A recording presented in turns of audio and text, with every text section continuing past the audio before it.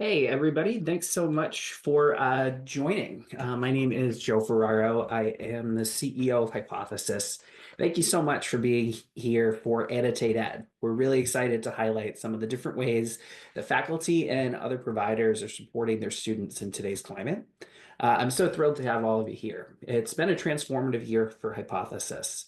Last year, we got such incredible feedback on Annotated, and I've been looking forward to this year's edition for months. I'm super excited that it's finally here. We've got 10 informative sessions over the next 2 days, and I want you all to have some solid takeaways. It's been a transformative year for Hypothesis, and we got such incredible feedback on Annotated last year. Been looking forward to this edition for months. We've got 10 informative sessions over the next 2 days, and I want everyone to make sure they have some solid takeaways from this event. At the end of my keynote, I'll walk through what the rest of the sessions are that'll follow. But before that, I want to talk a bit about what we are seeing in the market today. We've been hearing a lot about digital transformation in education for the better part of a decade. And I think the last 12 months have been a period of rapid change, and we need to find ways to engage today's student quickly. I believe that social annotation will play a key role in the future of education, and the schools who learn to adopt this type of learning now are going to be the long-term winners. I'll tell you a little bit about me. I've been in the education space for nearly 20 years. I actually started on the other side of the desk in admissions, then advancement, and then moved to ed tech. So I've worked for products that support international students who are looking to study outside their home country, courseware solutions, and other products that drive student engagement and success and take them to new heights. I joined Hypothesis about 3 years ago, and I joined because I saw the need to find ways to get students more engaged with their course, their peers, and the content they're studying. But before all that, I was just a student trying to keep up. I was a first generation college student. I was the first in my family to go to college. I didn't have a roadmap. When I was in school, I was working multiple jobs. I was trying to keep up with assignments and constantly feeling like I was behind. And I remember my first year of college, I was in an ethics class. We all know that type of course, really dense reading, complicated arguments, and no one to talk it through with other than just writing papers. I would read a page 5 times and still not know if I understood it. And let's keep in mind, this was over 20 years ago. We didn't have ed tech as we call it today. In fact, I think we had an LMS, but I'm pretty sure no one used it. We just had a lot of readings, a quiet classroom, a lecture, and me hoping I was on the right track. And I felt pretty defeated. And so a few weeks into the semester, my professor pulled me aside and said, you're asking the right questions. And that really started to change everything for me. Someone saw me and someone engaged with what I was trying to do and not just whether I turned my assignment in on time. That moment, that sense of being pulled into the learning is why I moved into this space and why I've spent the last 20 years trying to find the ways to improve student outcomes at scale. Because we shouldn't have to wait for a lucky moment or for the right professor. That's the type of engagement that should be built into the learning experience. For my whole career, I've made it my mission to help students find their fit, stay engaged, and achieve their educational goals. And frankly, I've never been more concerned or more motivated than I am right now. Higher education is facing a moment. That experience of isolation, not knowing where to start, that's not unique for students. It's still happening, but today it looks different. Our students have been through different things. We're seeing more non-traditional students come back to school, and they're not just overwhelmed, they're disconnected. And so, how do we overcome that? I mean, I think there are really three big questions that we want to answer. First, are we focusing on students being able to learn? Second, are we focused on making sure that students can engage with each other, with different ideas, and with the world?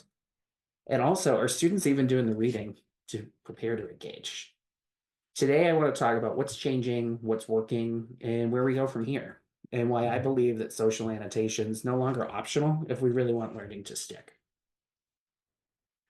So we talk a lot about student success in higher ed, and we primarily talk about it in terms of grades, retention, progression, but let's just pull it back to something simpler. How do students actually learn? In my experience, whether it's in the classroom, on campus, or just working on the technology side, two of the most consistent drivers of learning are really simple. Students read and students connect. And now reading can be a lot of different things. We've got physical readings, we've got podcasts, we've got lecture recordings. There's a lot of different ways that students can engage with content. And when students actively engage with that type of thing, particularly reading, when they pause, when they reflect, and when they ask questions, that's where the meaning really gets made. And when they connect, whether that's with the material or their peers or their instructors, that's where they actually have an opportunity to deepen that learning and have a learning moment. But the reality is, students today are doing less of both. Students are reading less, and it's not because they're lazy, but because there are more shortcuts, there are more distractions, and there are fewer incentives for them to engage. They're also connecting less. I mean, discussion boards feel dead. Lecture halls can feel anonymous, and hybrid environments can feel really isolating. And so I think that these two trends, less reading and less connection, are really at the core of the engagement crisis we're seeing in higher ed today. And based on the data, it's only going to get more complicated from here. Here's what the numbers show. Over the last 5 years, student engagement has dropped significantly, and that's just not in isolated pockets, but across higher ed. Gallup has found that Gen Z students are the least engaged cohort in decades, and I hear it anecdotally from a lot of folks I speak to. NSSE reports that fewer students are participating in meaningful academic interactions. And a Wiley study last year showed that 2/3 of faculty said keeping students engaged is now their number one challenge. I'm sure there's a lot of folks on this call that feel the same way. And these aren't subtle trends, they're steep. When students don't feel invested, when they don't see purpose in the work, when reading and doing your assignments becomes checking a box as opposed to a learning experience, that's what this decline really represents. And even the best instructors are struggling with this. And so it's really trying to understand what's changed, what's behind this drop in engagement. And, some of it's structural, some of it's about motivation. We all remember what education looked like 5 years ago, but there's also something new and something that didn't exist at scale even 3, 4 years ago, and that's AI. Now we just saw that student engagement is dropping pretty quickly, but at the same time, AI use among students has exploded. In 2020, less than 1 in 10 students had ever thought about AI for education, and ChatGPT didn't even exist yet. Today, over 90% of students report they're using AI tools regularly, and many of them in ways that completely bypass the overall learning process. This has been one of the fastest technology adoptions in education that I can remember, and anyone I speak to is saying the same thing. But the thing is, students aren't wrong for using these tools. AI is fast, it's efficient, and in a lot of cases, it works. If you need a summary of the reading, if you need to generate a generic response for a discussion board, or you need to write a reflection on something you didn't actually reflect on, something that's done in seconds. But here's the catch. When AI steps in to do the reading, the questioning, and the sense making, students are missing that learning moment. They're not just automating a task, but they're eroding the habits that make learning real. And if we don't think of ways to get students to re-engage with content, AI isn't going to just support learning. It's essentially going to replace everything that we're doing in the classroom right now. And so the question becomes, how do we find ways to create learning experiences that AI can't shortcut? How do we make it so reading actually matters again? But let's just step back for a second because AI is a really big thing. I hear about it on almost every call I have. I mean, we've talked about engagement, we've talked about learning outcomes here, but I also think there's something much bigger at stake. And that's with AI, we're living in a moment where dialogue is harder than ever. Polarization is high. And if AI is just generating opinions without understanding them, we're essentially just training students to consume and not to ask questions. And if I know anything about higher ed, it's we want to help students learn how to think, not how to just get the right answer, but how to wrestle with ideas, how to disagree respectfully, how to build arguments, and that it's okay to change their mind. That kind of thinking doesn't happen in isolation, and it certainly doesn't happen in AI because AI is hallucinating more often than it's not. It happens in dialogue. It's social annotation done right can give students a safe, structured, and collaborative space to practice that skill. It teaches them to slow down, teaches them to consider other perspectives, and how to engage with a bit more nuance. And frankly, I think that might be one of the most important things that we can give students right now. And social annotation is a great way to do it. So when we think about it, The way we've asked students to engage up until now: read an article or a passage, post on a discussion board, make sure you respond to 2 of your peers by midnight. It's not working anymore. In fact, it's been stale for a while. And in the age of AI, it's entirely optional. Students are figuring out really quickly how to game it. They know how to scan and summarize and submit without really thinking. And even when they try to engage, the format itself doesn't help. I mean, if you think about it, we're reading a PDF over here, and then we're going over to the discussion board and talking about it elsewhere. And that's not collaboration, it's compliance with the process. And it's not giving students what we know they need: the ability to engage in real time, actually speak with their peers and hold them accountable, get more contextual feedback, and more purposeful reading. I mean, having a student read a poem in a group virtually, select the line that resonates the most with you. Suddenly, a class of 25, this could be a 25-line poem. Each of them may have a different line that resonates. Suddenly, you're having a real dialogue and a real conversation. The traditional model we have now, where you read first and talk about it elsewhere, really isolates that learning moment from the learner. So, what if we could just put it back in the text? And what if we made reading the space where learning happens, as opposed to doing it somewhere else? I mean, what you're looking at here is really that difference between compliance and engagement, and it's social annotation in action. Students are highlighting a paragraph in this reading, and instead of asking them to read it alone and respond later, we're meeting them in that moment of reading, right where the learning happens. Whether they're highlighting a sentence or a paragraph, they leave that comment and they pose a question. Suddenly their peers are responding. And this isn't just about finishing the reading, it's watching ideas evolve, it's watching misunderstandings get cleared up in context, but more importantly, it's being part of a conversation. And it's not just more interactive, because it sure is. It can be more effective. It allows students to chunk this information and make those connections all in the same place. They're thinking critically, they're making the connections, and they're engaging with each other on a deeper level.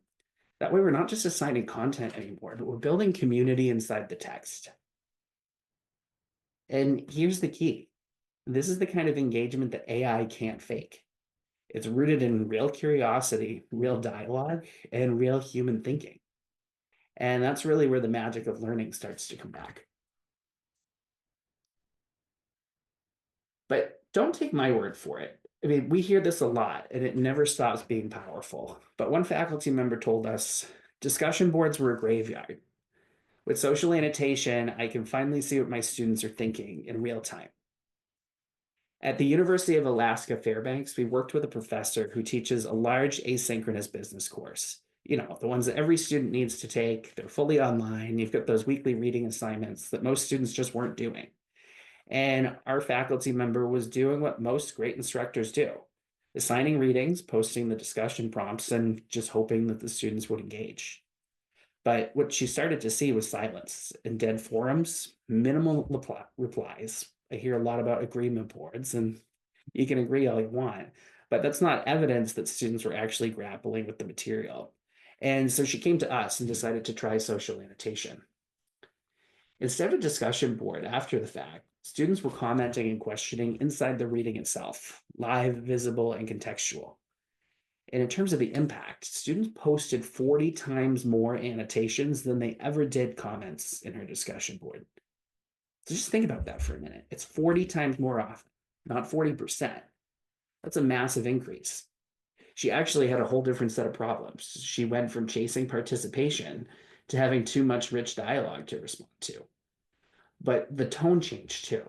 Students weren't just checking boxes, they were actually asking each other for clarification. They were sharing examples from their lives, and they were challenging assumptions in the text. And the professor told us, for the first time, I could see that they were really doing the thinking. I didn't have to wait till the exam to find out where the challenges were. It made a much better course experience. And that's what social annotation makes possible. It doesn't just increase volume, it transforms the quality of the learning experience. And here's where that can get really meaningful. This type of engagement doesn't just feel better, but it's also checking some of the boxes that schools are being asked to meet. There's a lot of scrutiny around RSI, or regular and substantive interactions. Social annotation helps instructors meet that bar and go beyond it, because social annotation isn't just about being there, it's about participation. And this is just one example. When annotation becomes part of the learning design, these results can scale, and we've got the data that can show it. And so let's break that down about what this actually looks like across different institutions and classrooms. First, there's retention. This is very important to institutions for a variety of reasons. We worked with a fully online course where our faculty member had a consistent problem. More than half of her students were dropping, failing, or withdrawing by midterm. It's a really reading heavy online course, right? Relied really heavily on discussion boards. Students weren't connecting with the material or with each other. And after introducing social annotation, students started talking to each other, asking questions, making those connections, and actually explaining things to one another. And it led to a 32% increase in retention. The students stayed enrolled, they stayed engaged, and they finished the course at significantly higher rates. As I mentioned, 2 out of 3 instructors say engagement is the biggest challenge in their class. And there's research out there that shows that students typically read less than 10% of the assigned materials. So if you think about that, 90% of what's being selected by the instructor is often ignored. But when you actually integrate social annotation, that number flips. At one institution, students went from barely opening readings to engaging with over 75% of assigned pages because they weren't just reading, they were responding, questioning, and being seen. Students were really sort of holding each other accountable. And that's a 5x increase in engagement with course material. When it comes to comprehension, there are courses with dense, difficult texts. Think about legal theory, pharmacy, data science. We've seen instructors that actually create small reading groups directly in Hypothesis and get students to annotate together, break down arguments, and teach with each other. I know one professor that actually has students plans a simple lecture every Friday with reading groups where the faculty will actually warm call students based on the annotations they made. And suddenly they're having real conversations about pretty complicated topics. And that type of thing is actually proven to give a 2x increase in measured comprehension. It's not because the material got easier, but because the students were supported as they learned. And then, of course, there's grades. I mean, we've seen as much as a 25% improvement in final grades when students are actively annotating. And it's really because motivation follows the connection. When students feel like their voice matters and when they understand what they're reading, performance is going to improve. And social annotation isn't just a tool for reflection, it's an opportunity for persistence, comprehension, and equity. But I just went through a lot of numbers. I want to pause here for a second, forget about those. Just think about a student in your course right now, someone who's behind, someone who's disengaged, or maybe they're overwhelmed. Maybe they're showing up, but they're not saying anything. Maybe they've missed the last few assignments. Maybe they haven't found their place in class yet. What is it going to take to bring that student back into the learning process? What would it mean to give them a way to ask a question without fear, that they can respond without having to be perfect, and also be seen as their peers as part of the conversation and not being outside of it?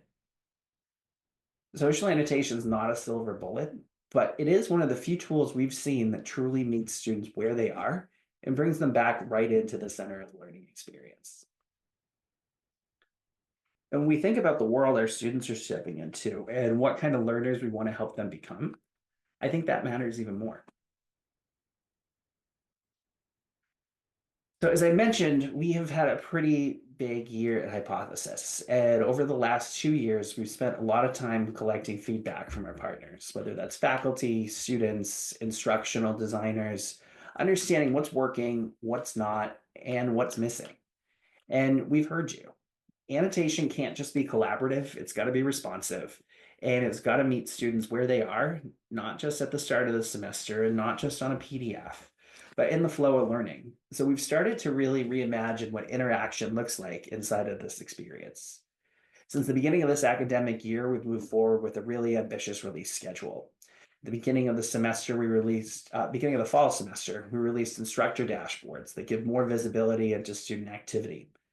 We've also introduced auto grading to support larger enrollment courses.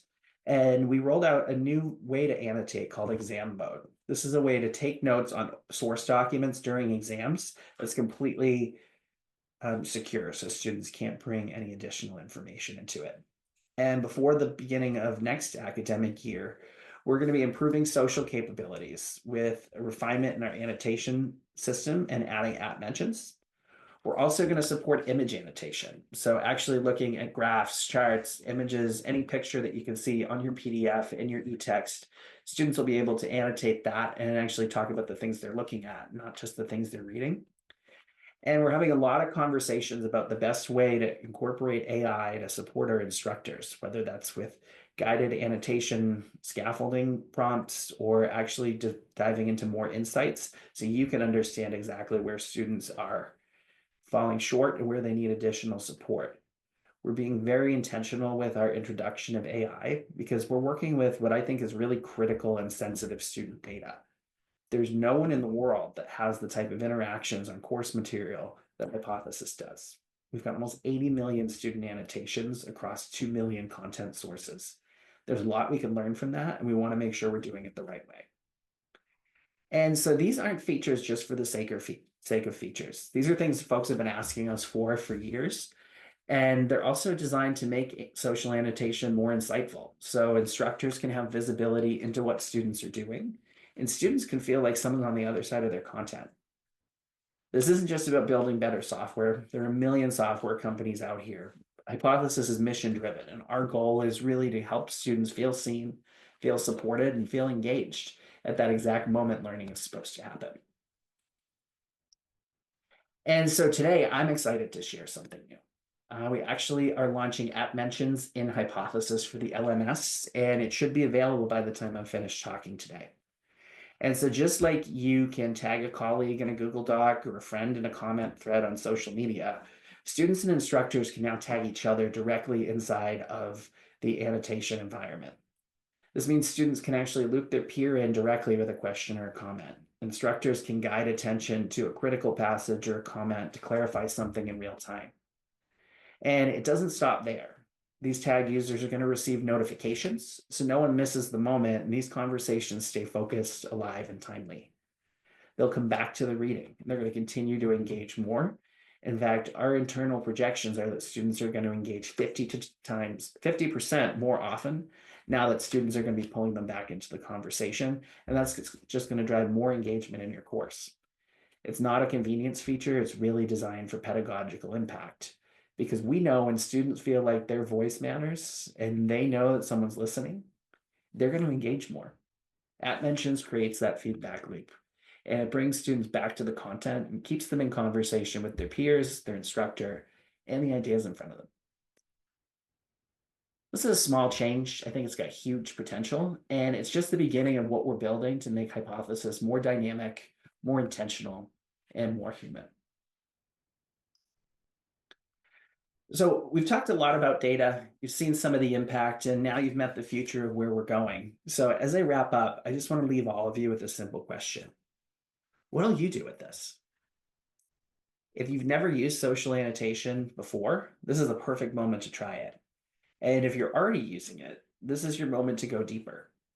Come to some of our sessions over the next 2 days. Learn about a new feature or annotate over a different type of document or content. We introduced video annotations in 2023. It was our most rapidly adopted feature ever, and there's still thousands of faculty who haven't used it. Test it in a different type of course, or even talk to some of your colleagues about how they may do it. And I think if you're just getting started, it's important to remember that you've already taken the hard step by being here today. So over the next 2 days at Annotated, you're going to hear directly from instructors who've adopted social annotation in their courses, regardless of the discipline, the format, or the institution. You're going to see how it's transformed the way that students read, connect, and think. And most importantly, you're going to get to learn from the people who are doing the work just like you. Because it's not just about the technology, as I said, it's really about creating those learning environments where students can thrive. And I'm incredibly excited to be building that future with all of you, and that Hypothesis is even part of that conversation. So thank you for spending this time with me today. I know how much you're all juggling, grateful that you chose to be here and to think deeply about how we can build a better experience for our students. If you want to learn more, connect, or even just explore how annotation could work in your course or on your campus, don't hesitate to reach out to me or someone on the team. But until then, thank you for the work that you do, and I want you to enjoy the rest of Annotated. And so I want to thank you all for being part of today's keynote session. We're just getting started, and we've got an amazing lineup coming up for you this afternoon with educators and thought leaders. Our next session starts at 12:45 Eastern, and we're going to dive into annotation and action with faculty champions from Chabot College and Southern Oregon University. They're going to share tips and tactics that are working in their classrooms right now. At 1:30, we're going to have Northern Virginia Community College talking about how they've scaled hypothesis across their institution. If you're interested in growing faculty adoption and hearing what's worked well for one of the largest community colleges in the country, this is for you. 2 o'clock Eastern, our friends at Perlego are going to talk about some of the latest trends in digital reading and how you can increase student engagement in your courses. If you haven't heard of Perlego, it's a really interesting product, and I think you should definitely check it out. And finally, we'll wrap the day at 2:30 Eastern with practical strategies from the University of Tennessee, Knoxville, focused on implementing social annotation in courses. Whether you're brand new or looking to level up, we've got Dr. Bob from UT Knoxville, and he's got some great advice to share. And tomorrow we're back again with another powerful lineup. And trust me, you don't want to miss it. I will kick off again at noon Eastern, 9 Pacific with folks on the Hypothesis team. They're going to dive into strategies for instructors and administrators on how they can model and prompt students in assignments to create meaningful annotations. One of the hardest things to get started is actually taking that first step.